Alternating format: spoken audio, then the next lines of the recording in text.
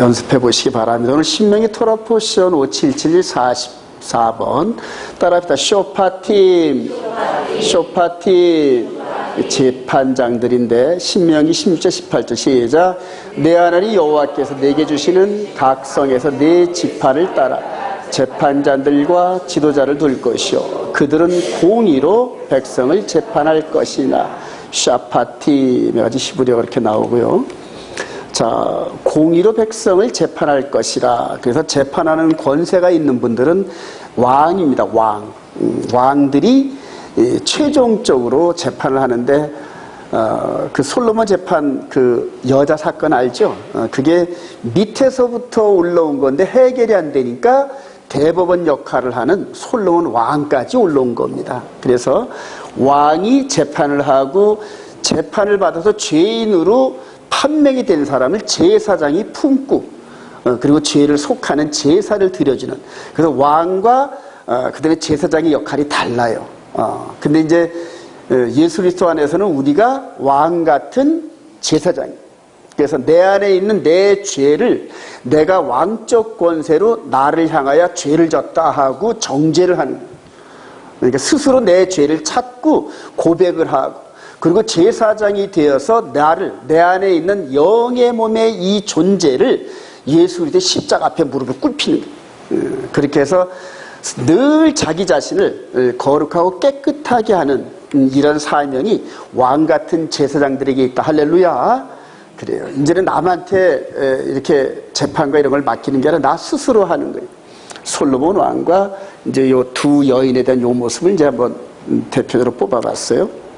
다음에 이제 바울 사도나 이제 이 베드로와 요한 사도를 사내들인 대제사장이 왜 허락 없이 너희들이 예수의 이름을 가지고 엉뚱한 짓 해 이런 식으로 사내들인 여기에 이제 끌려오는 이런 장면인데 이것도 다 재판하는 거예요. 재판인데 여긴 그래도 재판을 잘했는데 여기는 재판이 아주 그냥 엉터리. 그러니까 외적으로 볼 땐 맞는데 내면으로 볼 때는 엉터리란 말이에요. 그래요.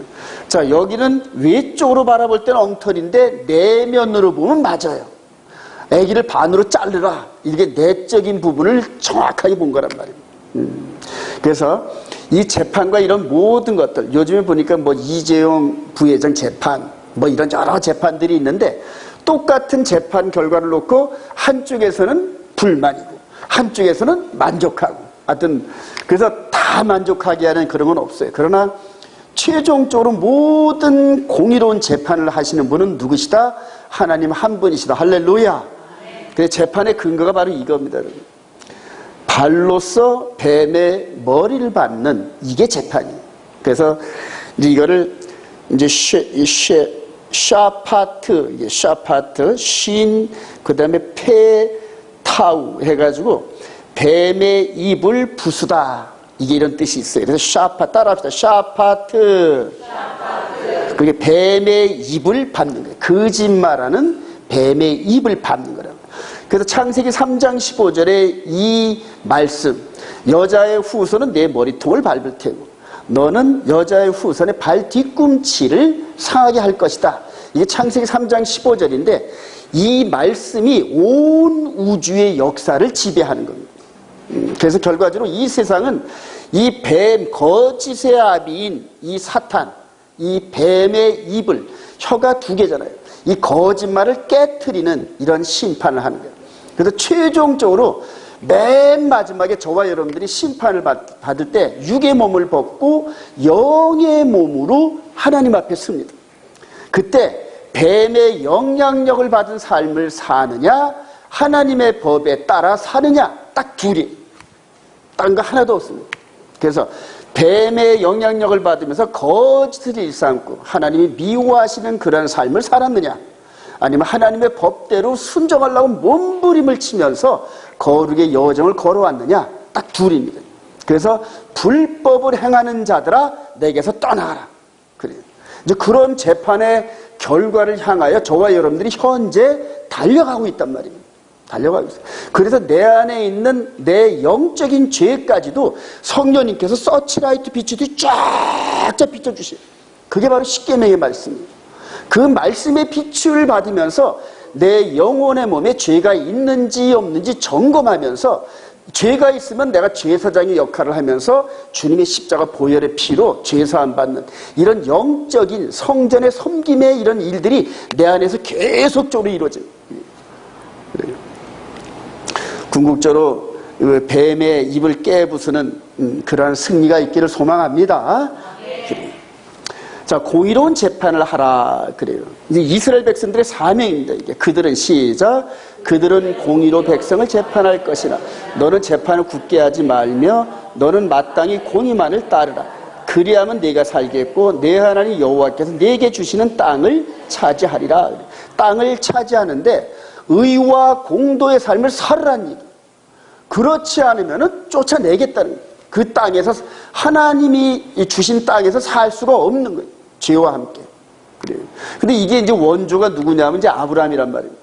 창세기 18장 19절에서 하나님께서 아브라함에게 이렇게 말씀하시면서 소돔과 고모라를 멸하겠다 선언하시고 그냥 아브라함이 조카 롯을 향하여 계속 기도합니다. 하나님 50명으로 시작해서 맨 마지막엔 10명. 그래요.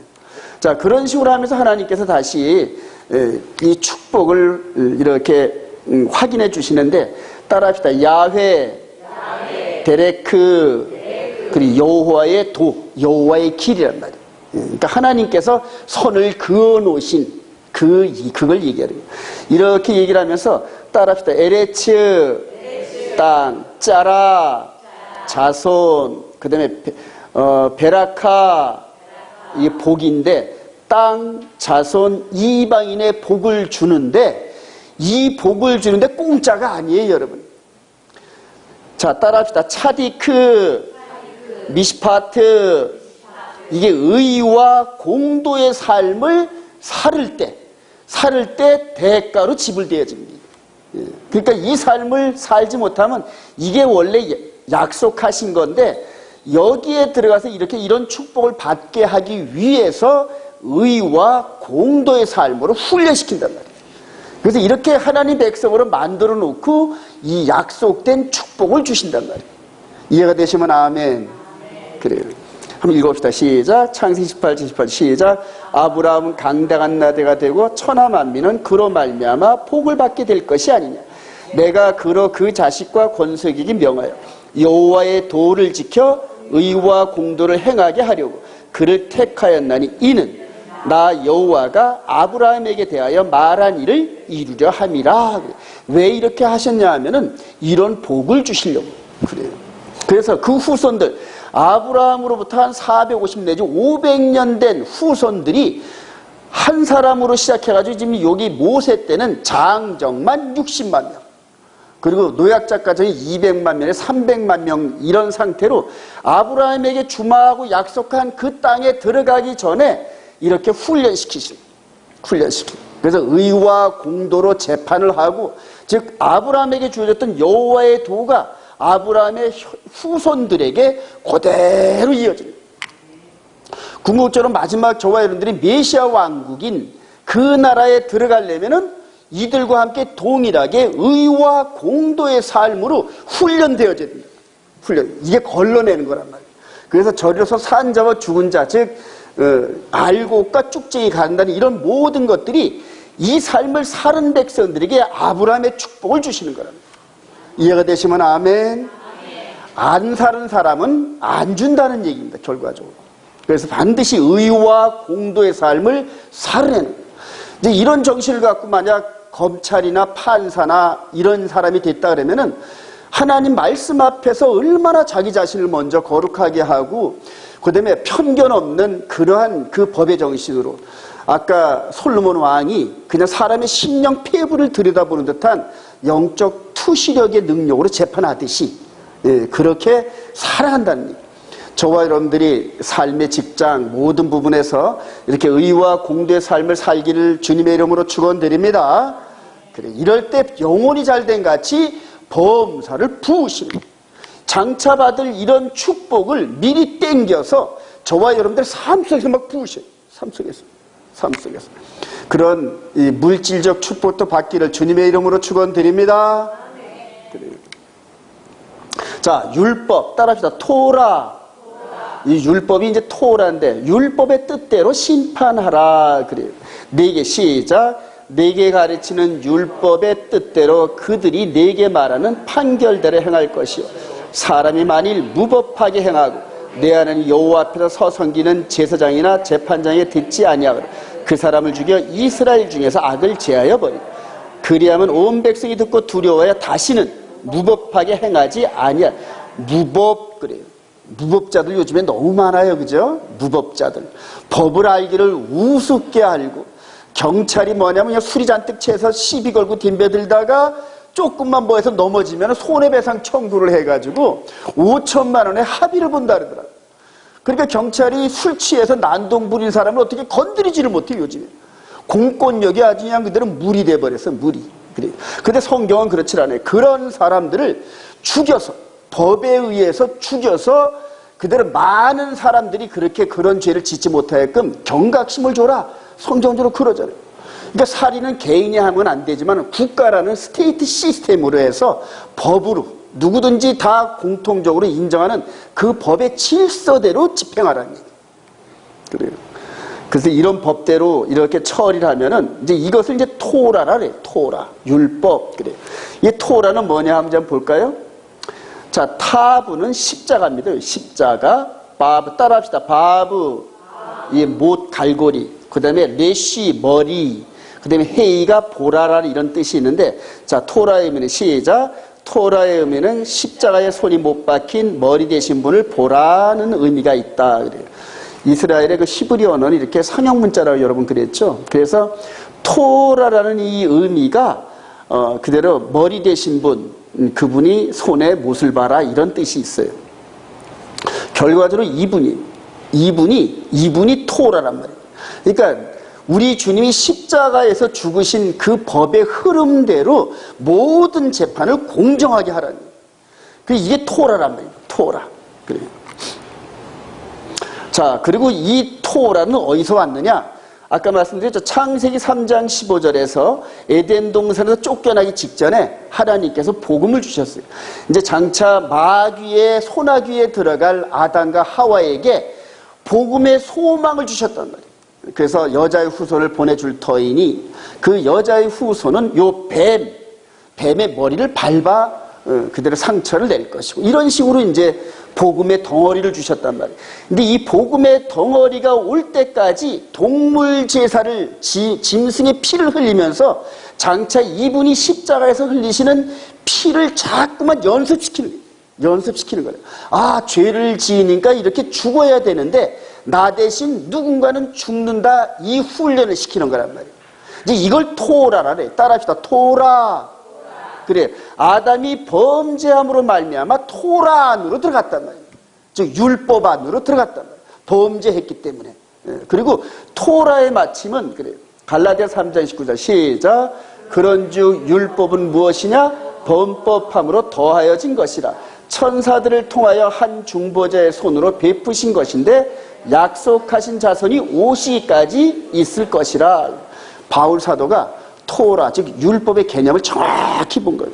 그래서 아담 이후로 예수 그리스도가 오시기 이전까지 그 중간에 있는 모든 사람들이 죄를 범하였음에 하나님의 영광에 이르지 못하더니, 즉 이 죄를 이분이 와서 이 아담과 하와가 지어진 죄값을 치러야 되는데 이분이 오실 때까지 동물 제사나 이런 것들은 모형이란 말이에요. 예를 들어서 우리 사업하는 사람들은 알겠지만 어음이란 말이에요. 어음. 그래요. 어음은 결제될 때까지 돈이 아니에요. 부도가 날 수도 있단 말이에요. 그래서 여기서 아담과 하와는 약속을 받았는데 하나님이 발행하신 어음이란 말이에요. 하나님이 발행하신 어음이니까 부도가 난다 안 난다? 절대 안 나죠. 그게 이제 믿음이란 말이에요. 부도가 절대 안 난다는 믿음을 가지고 굳게 지키며 나가고, 그리고 그 말씀대로 이분이 오셔서 말씀을 성취하셨다. 할렐루야. 그래서 이분이 마지막 돌아가실 때 테텔로스 타이 그래가지고 값을 다 치렀다, 다 이뤘다 그렇게 했단 말이에요. 그러니까 요 아담에게 약속한 모든 것들을 다 성취했다는 얘기. 그러니까 이전에 있었던 모든 동물 제사와 그 다음에 이스라엘 백성들, 모든 백성들이 잘못했던 이런 토라 안에, 율법 안에 끌려 들어가서 율법의 행위로 고통스러운 삶을 사는 이것을 이분이 다 여기서 십자가에서 폐하시고, 할렐루야. 그리고 언약은 폐한 게 아니에요, 여러분. 이제 이런 것들을 잘 알아야 돼요. 자, 로마서 10장 4절 시작. 그리스도는 모든 믿는 자에게 의를 이루기 위하여 율법의 마침이 되시니라. 피니시 라인을 통과했다는 얘기예요. 그래서 더 이상 이 아담의 후예들이 이렇게 피값을 지불하는 고통을 짊어지지 않는다는 얘기예요. 그래서 이렇게 범죄함으로 더하여진 이런 모든 피 흘림과 율법의 행위는 이분을 통하여 완전히 폐했고, 그리고 이제 이분의 보혈의 피가 우리 마음 안에 뿌려지면서 입술로 고백만 하면은, 그래요. 이분의 보혈의 피가 모든 죄를 탕감하는 그런 마음 성전 시대가 열렸다. 할렐루야. 이걸 깨달으셔야 돼요.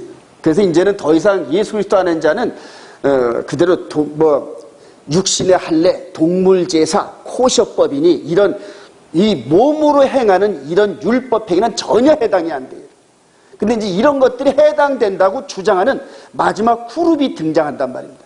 이제 이런 것들을 제가 요즘에 계속 묵상하면서, 야, 정말 성령의 기름 부으심의 은혜가 아니면은 마지막 때 이 말씀을 분별할 능력이 없겠구나, 이걸 절실하게 느낍니다. 여러분, 죄 짓지 마시기 바랍니다. 죄를 지면 성령이 역사를 안 하셔요, 여러분. 죄를 지면. 예, 그래요. 자, 우리 에베소 2장 14절 시작.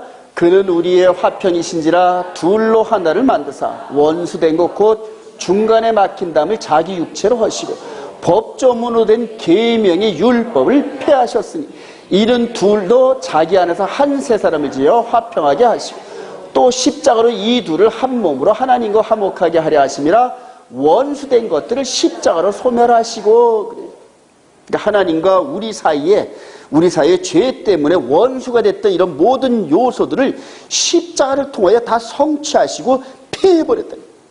계명의 율법, 그러니까 계명을 폐한 것이 아니라 계명을 어김으로 말미암아 율법 아래로 끌려 들어가는 율법의 행위들을 폐하셨다, 이렇게 얘기를 합니다. 그래요. 자, 공의로운 재판관이었던 솔로몬 왕입니다. 우리 하나님의 기브온의 시작. 기브온에서 밤에 여호와께서 솔로몬의 꿈에 나타나시라. 하나님이 이르시되 내가 네게 무엇을 줄까? 너는 구하라. 그래요. 누가 시작. 누가 주의 이 많은 백성을 재판할 수 있사오리까? 듣는 마음을 종에게 주사 주의 백성을 재판하여 선악을. 저와 여러분들도 이렇게 지혜롭게 되기를 소망합니다. 평상시에 얼마나 이런 마음이 강했으면은, 여러분, 꿈에서 내 맘대로 안 되잖아요. 꿈에서는. 그죠? 근데 이 솔로몬 왕은 꿈에서도 평상시에 먹었던 그런 간구를 지금 하고 있는 거예요, 여러분. 그러니까 평상시에 얼마나 이 문제를 가지고 기도했고 고민을 했더라면은 꿈속에서 하나님을 만나는 그 순간에도 평상시에 먹은 마음을 기도하더라. 그래요. 그러니까 하나님께서 그에게 지혜를 물붓듯이 부어주셔가지고 죽은 아이는 저 사람 거고 산 아이는 내 거다. 서로 다 주장을 하는데 그러면 반 나눠서 줘라. 그렇게 해가지고 완전히 엉터리 재판 같았는데 사람 속에 있는 모종의 이런 것들을 그대로 들춰내요. 그러니까 사람의 속에 있는 그 마음을 드러내는 지혜가 하나님께 있단 말이에요. 그래요. 자, 또 이렇게 해가지고 멋지게 해결했는데 이때부터 이 솔로몬 왕을 무시할 수 있을까요? 없을까요? 아유, 왕 앞에 가면은 거짓말을 못해. 그래. 그래서 이런 지도자를, 이렇게 지혜로운 지도자 한 사람을 백성의 우두머리를 삼으시고 그 왕을 한 사람을 통치하시는 하나님께서. 이제 우리나라도 이렇게 지혜로운 대통령이 좀 나타나야 되는데 정말 사람들의 마음과 귀를 간질간질하게 하는 이런 정책을 펴는데 아마 5년, 10년 안에 나라 살림이 거덜날 것 같아요. 이런 식으로 퍼줬다가는.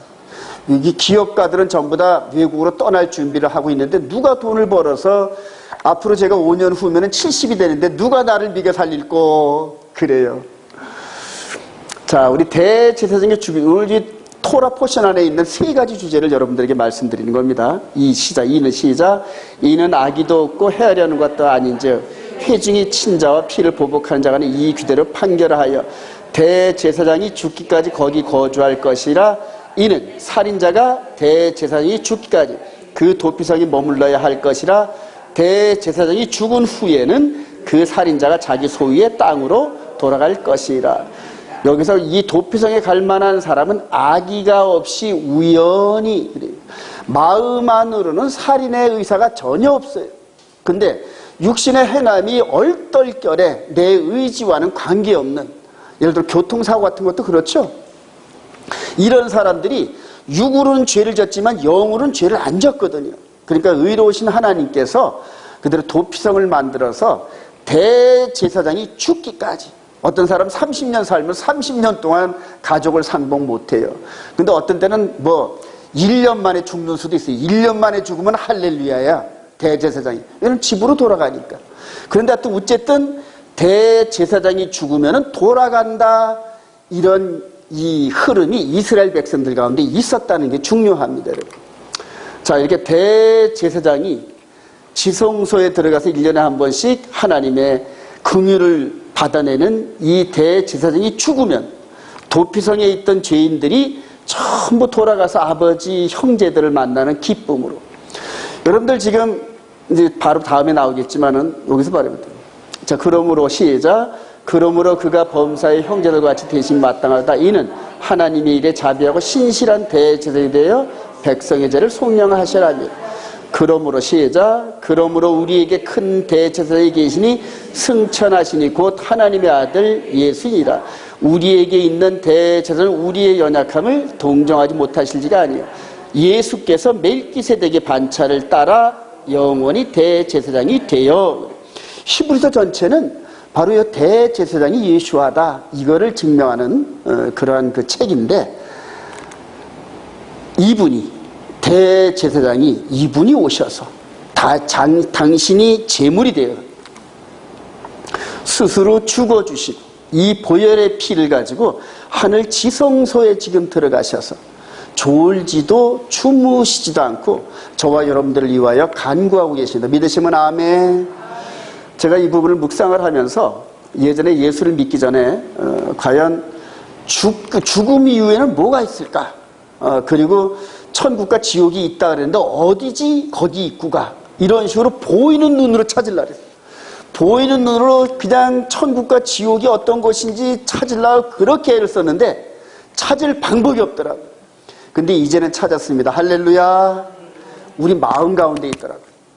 우리 마음 가운데, 우리 안에, 영의 몸 안에 바로 대제사장 되시는 그분이, 대제사장 된 그분이 우리 영의 몸이 돌아갈 길을 안내하고 계시더란 말입니다. 할렐루야. 이걸 깨달아요. 근데 이렇게 우리를 이분 곁으로 인도하는 이런 과정, 즉 영의 몸을 아버지가 계신 집으로 우리를 인도하는데 그 길이 여호와의 도도라. 할렐루야. 계명을 순종하면서 하나님을 따라 그 절기 따라 만나면서 1년, 5년, 10년, 20년 이런 식으로 그 사이클대로 우리 영의 몸이, 육의 몸이 순종하다 보면은 나 자신도 모르게끔 아버지 그 고향으로 돌아가는 길로 접어들었어요. 그러면서 육신이 한 7, 80 정도 돼가지고 허물어지는 그런 과정에서 마음은 아버지 나라에 점점 가까워져요. 그러니까 아버지 나라가 가까워지니까 아버지의 성품 따라서 아버지와 비슷해져요. 성품 따라. 그러니까 아버지께로 돌아가기 위해서 대제사장 대신 이분이 죽어줘서 우리가 고향으로 돌아갈 수 있는 길을 열어주셨는데 이 길은 육신의 눈으로는 절대 볼 수가 없어요. 영의 눈으로 보고 마음의 눈에 보이는 건데 영의 몸, 육의 몸이 있은즉 뭐의 몸도 있더라? 영의 몸도 있더라. 할렐루야. 우리 영의 몸이 고향으로 돌아갈 수 있는 길을 터주신 분이 대제사장이라는 거예요. 그리고 이분이 말씀을 따라 우리 마음판에 기록되어진 언약 따라 순종하는 길이 그게 집으로 돌아가는 길이더라고요. 그 길 위에는 결코 없어요. 그래서 내가 길이요 진리요 생명이라 그러잖아요. 나를 말미암지 않고는. 그러니까 이분이 우리와 언약을 맺은 그 언약의 내용대로 그냥 묻지도 않고 따지도 않고 무조건 순종하는 거예요. 무조건 순종하다 보면은 왜 그렇게 말씀을 하셨는지 이해가 되기 시작하더라. 그래요. 대제사장님 이분이 죽어주심으로 말미암아 우리 영의 몸이 아버지의 집으로 돌아갈 길을 열어주셨다. 할렐루야. 이걸 생각할 때마다 이분을 위해서 내 삶을 그대로 바치는 거예요. 이분이 뭐라 그러시면 이제 죽기까지 한단 말이에요. 이분이 뭐라 그러시면. 그래요. 저와 여러분들이 이런 영적 진리를 깨닫고 남은 삶을 충성하시기를 주님의 이름으로 축원드립니다. 자, 이제 오늘 키포인트로 모세보다 더 큰 역할을 하는 선지자인지 이게 오늘 키포인트인데, 자, 우리 신명기 18장 15절 시작. 내 하나님 여호와께서 너희 가운데 내 형제 중에서 너를 위하여 나와 같은 선지자 하나를 일으키시. 너희는 그의 말을 들을지는 내가 그들의 형제 중에서 너와 같은 선지자 하나를 그들을 위하여 일으키고 내 말을 그 입에 두리니 내가 그에게 명령하는 것을 그가 무리에게 다 말하리라. 이게 모세를 통하여 예고되어진 그 선지자를 1500년 동안 그저 조금만 이스라엘에서 뜨는 사람이 있으면 그 선지자 아닌가 하고 가서 조사하는 거예요. 그러니까 우리 예수님께서도 표적과 기적이 일으켜지니까 사내들인 공의회에서 공식 직원들을 파송한 거예요. 가서 메시아인지 아닌지 가짜인지 분별하고, 그러니까 쫓아다니면서 사사건건 말씀 가지고 서로 논쟁을 벌이는 거예요. 왜냐하면 메시아 검증이란 말이에요. 메시아 검증. 자, 이렇게 모세가 나와 같은 선지자 그래요. 이건 뭔 뜻이냐면 나와 같은 역할을 애굽에서 하나님 백성들을 이끌어내는데 일을 한 그래요. 근데 그런 역할인데 이제는 다가오는 선지자는 육의 몸이 아닌 영의 몸을 마귀의 손아귀에서 뺏어서 그래 값주고 사셔서 우리를 천국으로 인도하는 그런 선지자라는 얘기예요. 이 선지자가 왔어요. 이게 변화산 선상인데 가운데 예수님. 이게 모세. 이게 누구? 엘리야. 그래요. 그래서 이제 초막절 때 여기서 이제 베드로, 요한, 야고보가 변화산성에 올라가가지고 이렇게 해서 변화되는 모습을 보고 깜짝 놀라요. 그리고 초막 셋을 짓게 싸우니 이때가 무슨 절기? 초막절이란 말이에요. 초막절. 그래서 장차 이렇게 변화된 이분이 우리와 초막절 때 혼인식 열리는 이런 것들을 변화산성에서 슬쩍 보여주십니다. 요때 이제 모세가 왔단 말이에요. 요 모세도 이분을 증거한 거고 엘리야도 이분을 증거했단 말이에요. 그래서 나와 같은 선지자 하나를 이것을 바로 이분이 그런 대상자시죠. 자, 우리 한번 읽어볼까요? 마태복음 17장 1절 엿새우 시작. 엿새우에 예수께서 베드로와 야고보와 그의 형제 요한을 데리고 따로 높은 산에 올라가셨더니 그때에 모세와 엘리야가 예수와 더불어 말하는 그들에게 보이거늘 너희는 내 사랑하는 아들이요 내 기뻐하는 자니 너희는 그래 요때 하늘에서 들리는 음성이죠 요게 그죠? 근데 1500년 전에 모세를 통하여 너희는 그의 말을 들을지니 이렇게 했는데 1500년 후에 성령께서 하늘로부터 들려오는 소리가 바로 이 소리와 똑같단 말이에요. 똑같단 말이에요. 그래요. 이 성경은 구약 전체는 육신의 몸을 이끄시는 선지자 모세를 통하여 보여주신 거고 그걸 그대로 그 역할을 영의 몸을 이끌어 나가시는 예수와 바로 그렇게 보시면 돼요. 똑같죠? 그래서 이렇게 예고된 선지자가 이분이라는 것을 마태를 통하여 증거하는 거예요. 자, 다니엘이 예고한 그래요. 오늘 한번 보실까요? 자, 시내산에서 주전 1500년쯤 해가지고 모세를 통하여 예고하셨어요. 자, 그 다음에 다니엘은 주전 한 530년쯤 됩니다. BC. 다니엘.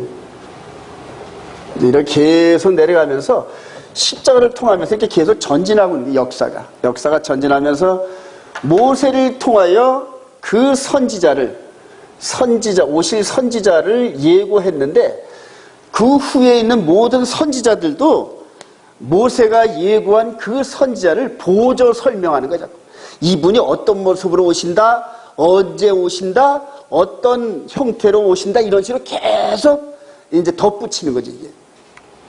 자, 다니엘서 8장에서 내 백성 시작. 내 백성과 내 거룩한 성을 위하여 이른 이래를 기한으로 정하였나니 허물이 그치며 죄악이 용서되며 영원한 의가 드러나니 환상과 예언이 응하며 또 지극히 거룩한 이가 자 여기에서 선지자로 예고되어진 메시아가 천년 후쯤에 다니엘을 통하여 더 확대돼서 보이겠죠. 이때 바라본 메시아와 이때 바라본 메시아는 메시아가 가까울수록 더 확대된단 말이에요. 이해가 되시죠? 예를 들어서 아브라함 때는 더 멀리서 본 거고 노아 때는 더 멀리서 본 거고 이제 가까울수록 더 자세하게 디테일하게 묘사가 됩니다. 자 이렇게 해서 다니엘을 통하여서 요때 오는 메시아가 70일에가 되기 전에 오신다 이렇게 예고해가지고 어느 때 온다 이렇게 예고한 건. 그러니까 다니엘을 통해서는 말씀하신 거는 기름 부음 받은 자가 70일 안에 온다 이 얘기란 말이에요. 그래요. 자 그렇게 해서 가브리엘 천사가 다니엘 선지자에게 주님이 오시기 한 550년 전쯤에 장차되어질 이 부분들을 이렇게 70일에 가지고 설명을 한 거예요. 근데 큰 흐름으로 7일에와 62일에 동안에 이루어지를 두 토막으로 나눠가지고 이렇게 설명을 해요. 그래서 7일에 동안에는 성전이 건축되고 이게 이제 학계 성전입니다.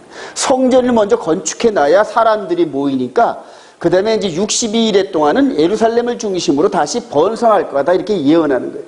근데 이렇게 예언을 받을 요 때는 예루살렘 성이 그냥 무너지고 불타고 70년이 흘러가지고 그냥 풀만 무성한 그때란 말입니다. 근데 그런 성이 이제는 한 주님이 오실 때쯤 되면 이렇게 번성할 것이다 이렇게 얘기하는 거예요. 자 그러면서 그분이 오시면은 되어지는 이런 일들이 허물이 그치고 죄가 끝나고 죄악이 용서되고 이런 식으로 좋은 일들이 일어날 것을 예고하고 있는 겁니다. 지금. 자 엘리야 선제된 말라기의 예언. 그리고 여기서 이제 말라기는 다니엘 때보다 한 150년쯤이야 주전 한 400년쯤 요 말라기. 여기서 이제 여기를 보니까 이제 더 밝아지겠죠. 그래서 예수님께서 즉 그 선지자가 오기 전에 엘리야 선자를 보낼 거다 하고 이제 예언을 하는 겁니다. 보라 시작. 보라 여호와의 크고 두려운 날이 이르기 전에 내가 선지자 엘리야를 너에게 보내리. 그가 아버지의 마음을 자녀에게 돌이키게 하고 자녀들의 마음을 그들의 아버지에 돌이키게 하리라. 그래요. 자 마태복음 10장 11절 10절 시작. 기록된 바 보라 내가 내 사자를 내 앞에 보내노니 그가 내 길을 만일 너희가 즐겨받을진대 오리라 한 엘리야가 곧 이 사람이라 귀 있는 자는 들을지어다. 그러니까 주님이 오셔가지고 외모로 뭐 볼품도 없고 허술한 그런 모습으로 오시니까 메시아라는 모습이 전혀 나타나질 않아요. 흠모할 것도 없으니까. 그런데 그러니까 말라기 선자를 통하여서 예고되어진 엘리야가 바로 침례 요한이다 이렇게 얘기를 해요. 침례 요한이 마지막 하나님께서 인정하시는 제사장 무리의 마지막입니다. 그러니까 레위 지파 안에 있는 제사장, 때 묻지 않은 제사장이란 말이에요. 당시에 예루살렘에 있는 모든 제사장들은 때가 묻어가지고 하나님께서 도저히 쓸 수가 없어요.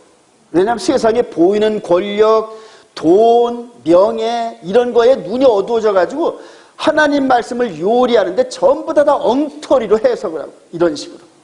그러니까 하나님의 말씀을 고지고대로 선포할 수 있는 선지자가 요 침례 요한밖에 없어요. 광야에서 메뚜기와 석청과 낙타 털을 옷을 입으면서 세속이 주는 유익과는 전혀 먼 거리에 있으니까 미혹받을 만한 요소가 없어요.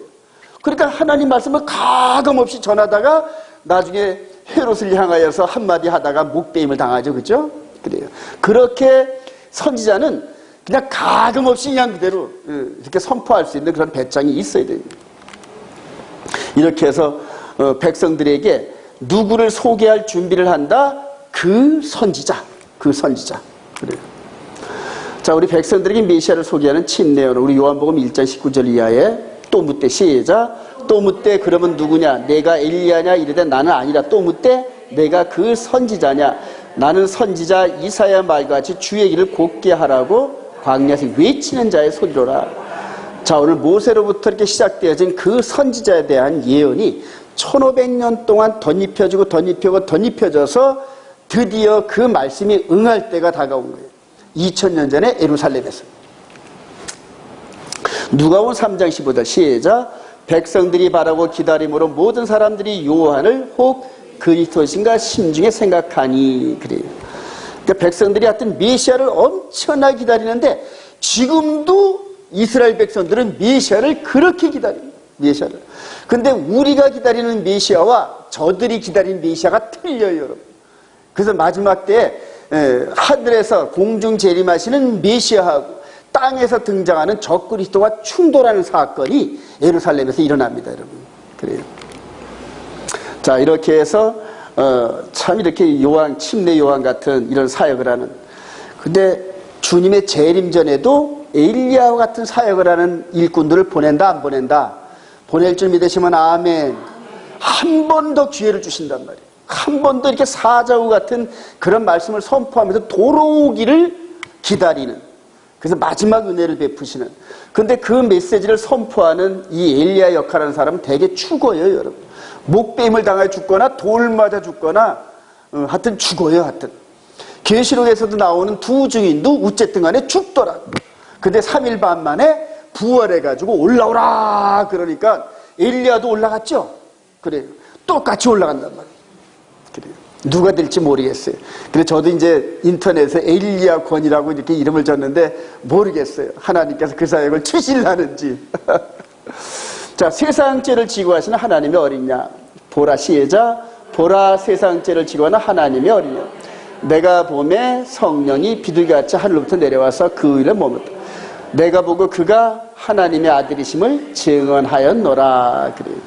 이렇게 앞서 보낸 사자가 그들은 이분이 메시아다 하고 공개적으로 소개하는 장면입니다.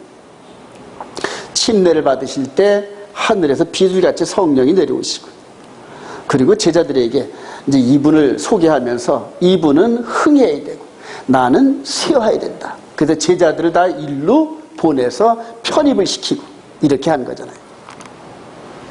자, 궁극적으로 메시아 되신 이분이 창세기 3장 15절에 그 말씀을 성취하시려고 이렇게 십자가에 지시는 거예요. 이게 이제 초림하시는 메시아의 사역인데 이스라엘 백성들은 도무지 믿어지지가 않아. 나무에 달린 자는 저주를 받은 거라는데 어떻게 메시아가 되느냐? 그래서 아예 안 믿는 거예요. 근데 그 중에서 은혜 받은 자들은 영적인 눈이 열려가지고 그렇게 해서 이제 12사도와 120문도 3,500 명이 은혜 가운데 이게 열린 거예요. 근데 지금까지도 닫혀있단 말이에요.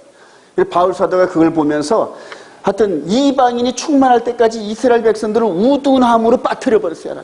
우둔함으로. 그래요. 자, 예수 그리스도를 대적하는 유대인. 요한복음 1장 10절 시작. 자기 땅에 시작.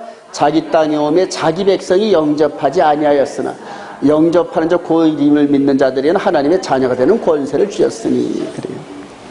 나는 시작. 나는 내 아버지 이름으로 왔음에 너희가 영접하지 아니하니 만일 다른 사람이 자기 이름으로 오면 영접하리라.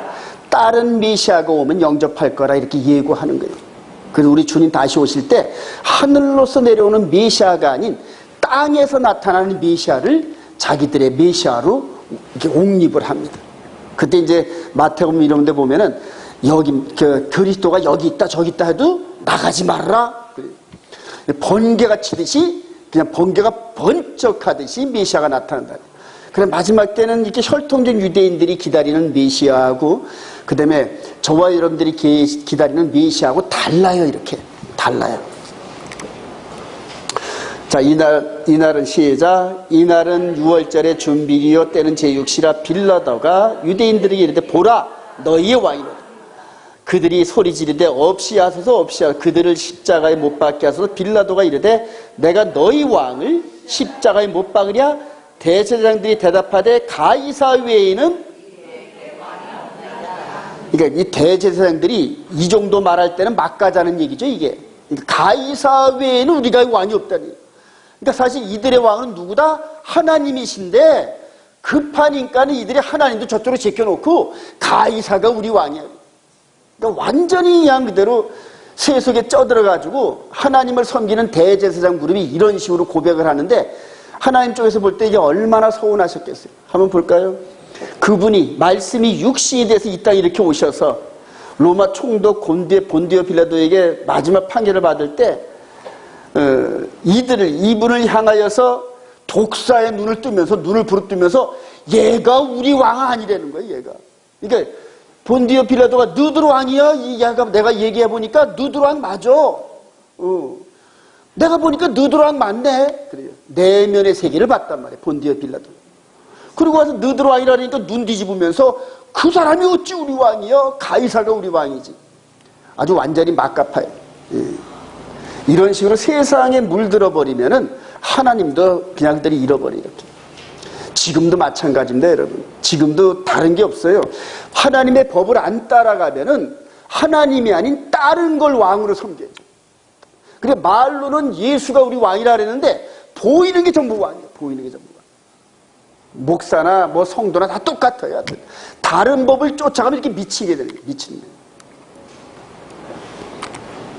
자, 자신들의 기준에 맞는 메시아를 기다리는 유대인들이 아주 중요합니다, 여러분. 형제들아, 시작. 형제들아, 내 마음에 원하는 바와 하나님께 구하는 바는 이스라엘 위함이니 곧 그들로 구원을 받게 하리라. 내가 증언하노니 그들이 하나님께 열심히 있으나 올바른 지식을 따른 것이 아니에요. 하나님의 의를 모르고 자기 의를 세우려고 힘써 하나님의 의에 복종하지 아니하였다.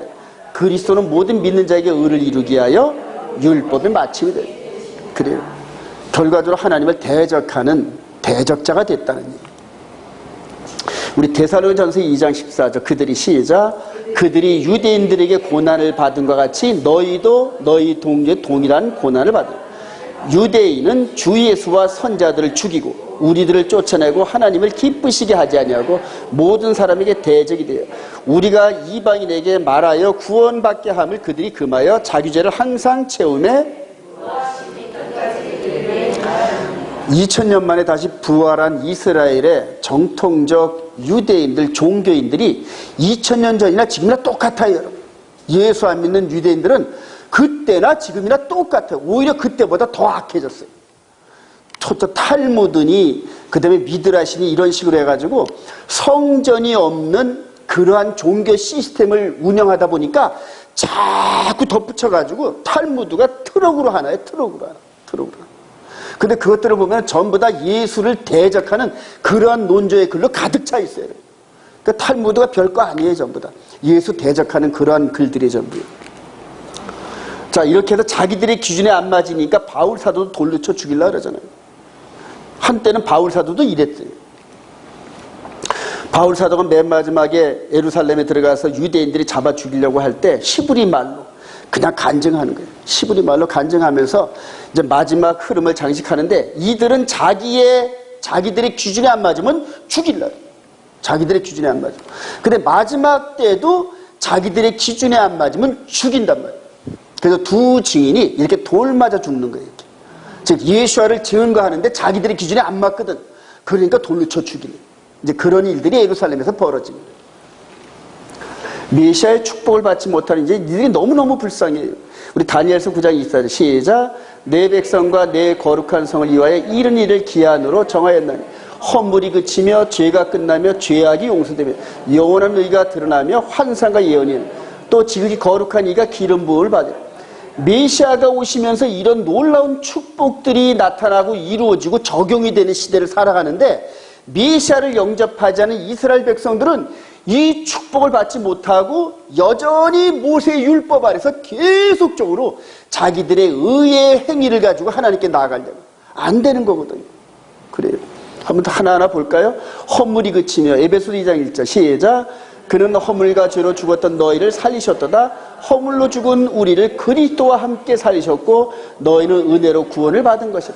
허물이 그치며 죄가 끝나며 그래요. 그렇게 해서 예언된 대로 다니엘을 통하여 메시아가 오시면 이런 일이 벌어질 거다 예고한 대로 하나하나 바울 사도가 깨닫고 정리해요. 아, 이렇게 오셔가지고 우리 영의 몸의 죄와 허물이 이분으로 말미암아 벗어졌다. 할렐루야. 이걸 전부 다 신약서 오신 사람들. 다음에 죄악이 용서되며 이건 어떤 식으로 나타날까요? 에베소 4장 30절 시작. 서로 친절하게 하며 불쌍히 여기며 서로 용서하기를 하나님이 그리스도 안에서 너희를 용서하신 것 같이 하라. 그래요. 하나님이 그리스도 안에서 우리를 용서하신 것 같이 이웃을 용서하라. 다니엘을 통하여 죄악이 용서되며 그래요. 누가 오시면? 메시아가 오시면 그래요. 자, 또 영원한 의가 그래요. 우리 고린도서 6장 11절 시작. 너희 중에 이와 같은 자들이 있더니 주 예수 그리스도의 이름과 우리 하나님의 성령 안에서 씻음과 거룩함과 의롭다 하심을 받았느니라. 우리로 하여금 믿음으로 말미암아 의롭다 함을 얻게 하려 함이라.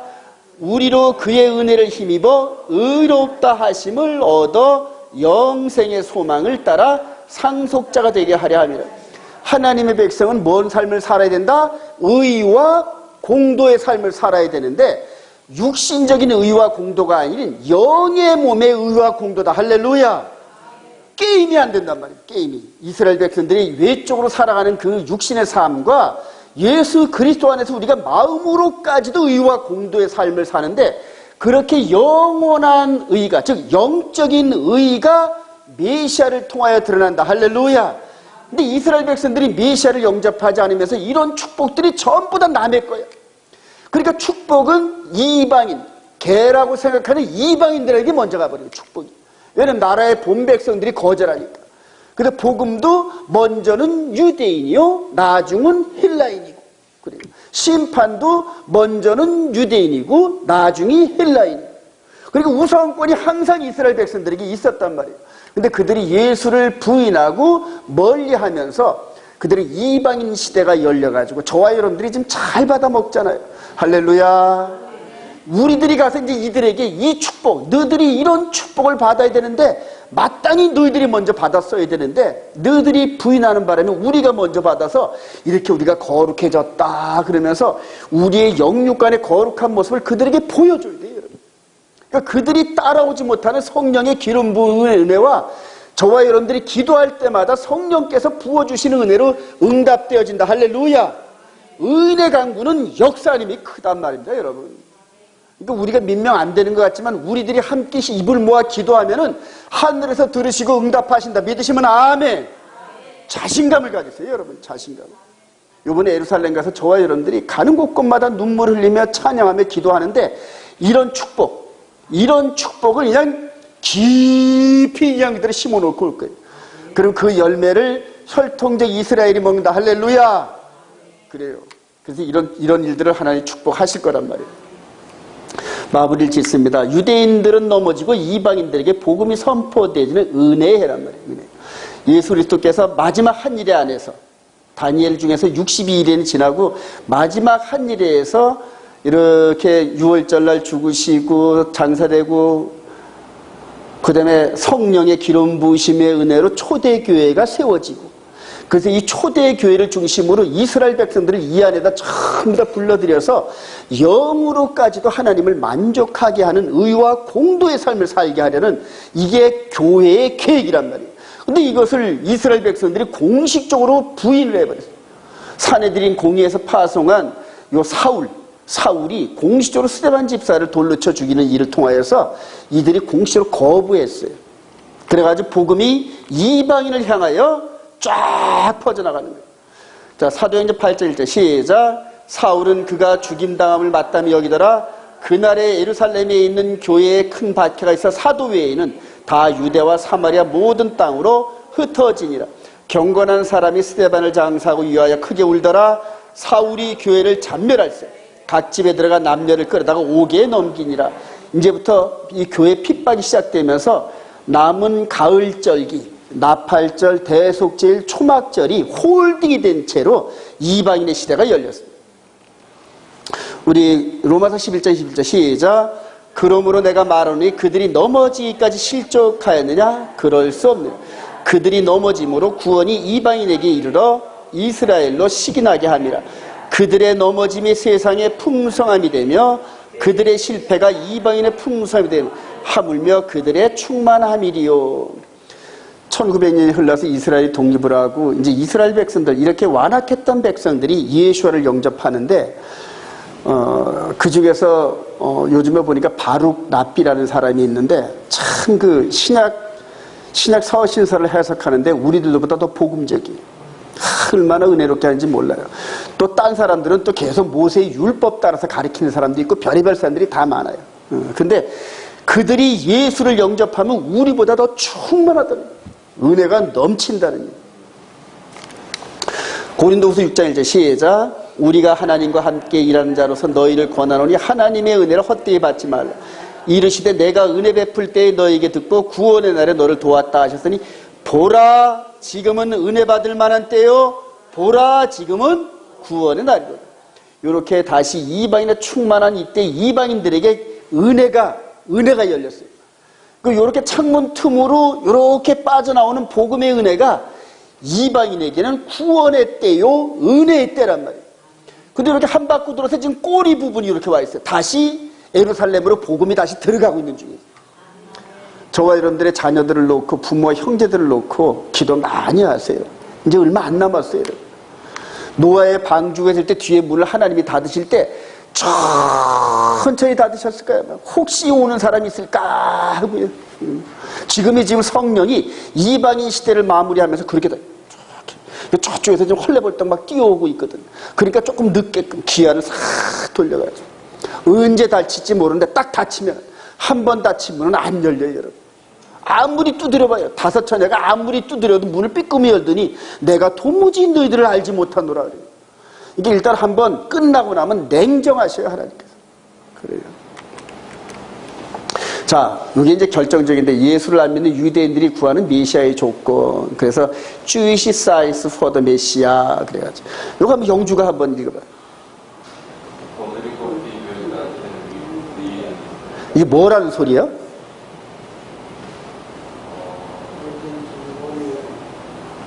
한국말이야는 한국말을 모르고. 자, 포리티컬 식으로 이게 정치적인 인물이에요. 어떤 정치인 인물은 can 할 수 있는 리드, 전쟁을 수행할 수 있는 정치적인 인물이 제일 스타트예요. 그래서 전 세계에 이렇게 그 높임을 받고 그 다음에 존경을 받는 인물일 거예요. 이제 메시아가 이스라엘이 원하는 메시아가 return to the Holy Land, 외부에 있다가 거룩한 땅으로 돌아온 사람, 이제 알리야한 사람 중이죠. 다음에 좀 또 세 번째 한번 읽어봐요. 이것도 해석을 크게 한번 해요.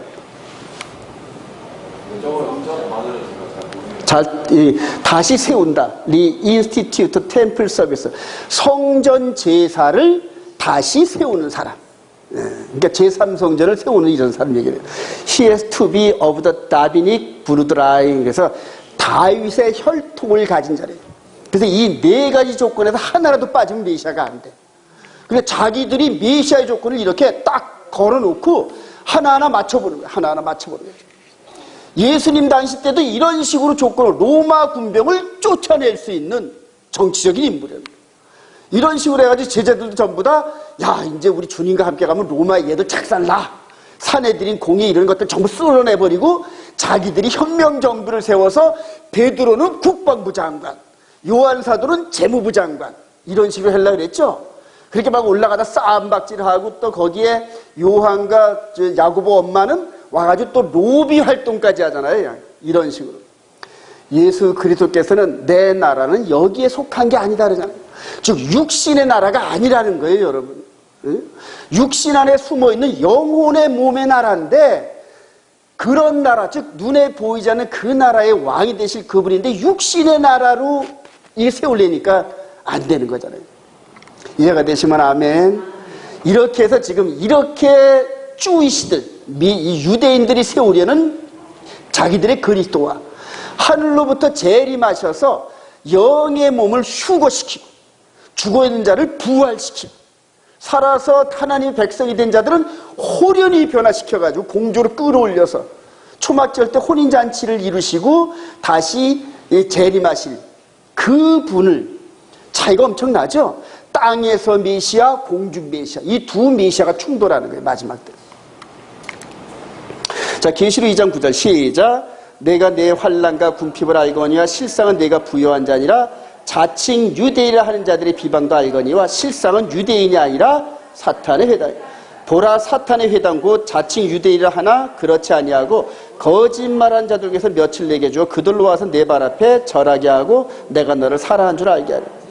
여러분 이 부분을 지금 유대인들의 정체성을 여러분들 구분하려면 로마서 11장을 읽어야 돼요. 그때도 남은 자가 있다. 그러니까 아합 시대 때도 바알에게 전부 무릎 꿇은 것 같았는데 무릎 꿇지 않는 7,000명이 있었단 말이에요. 자, 이 당시에 바울 사도 당시 때에도 지금도 그때와 똑같이 남은 자가 있다니. 그러니까 혈통적 이스라엘이 다 이스라엘이 아니라는 거예요. 또 지금 주님 재림하는 이때에도 이방인들 가운데도 마찬가지고 지금 이스라엘을 중심으로 내가 유대인이요 하고 주장하는 그 사람들 중에서도 남은 자들만 하나님 백성이라니. 이제 막 섞여 있단 말이에요. 섞여 있단 말이에요. 그래서 섞여 있는 그들 중에서 하나님 백성들을 지금 복음으로 뽑아내고 있다. 복음으로. 근데 그들을 복음으로 뽑아내는 그 사역을 이방인 된 우리들에게 맡겼어요. 여러분. 이방인 된 우리들에게. 처음에는 유대인들에게 이방인을 향한 복음이 시작됐잖아요. 이제는 마지막 그 바톤을 이방인 된 우리들이 저들에게 바톤을 넘겨주는 거예요.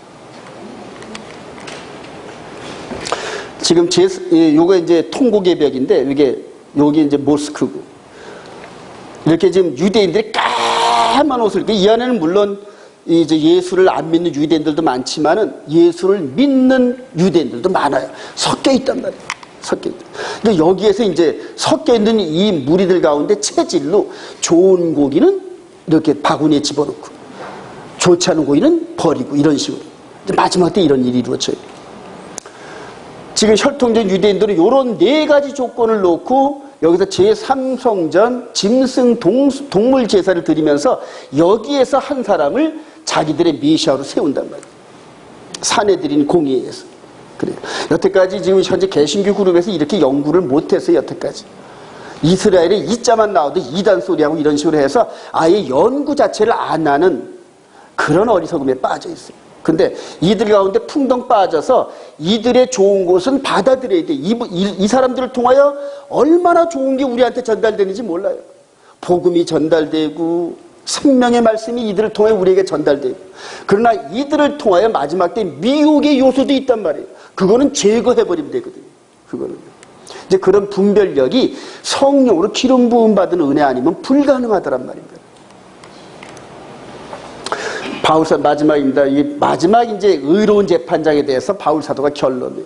디모데 4장 1절 시작. 하나님 앞과 살아있는 자와 죽은 자를 심판하실 그리스도 예수 앞에서 곧 의로우신 재판장이 그날에 내게 주실 것이며 내게만 아니라 주에 나타나심을 사모하는 모든 자에게 도리라. 마지막 심판장면입니다. 이분이 솔로몬 왕처럼 최고 재판장으로 앉아 계시면서 사람 심령 속에 있는 이것까지 다 끄집어낸다.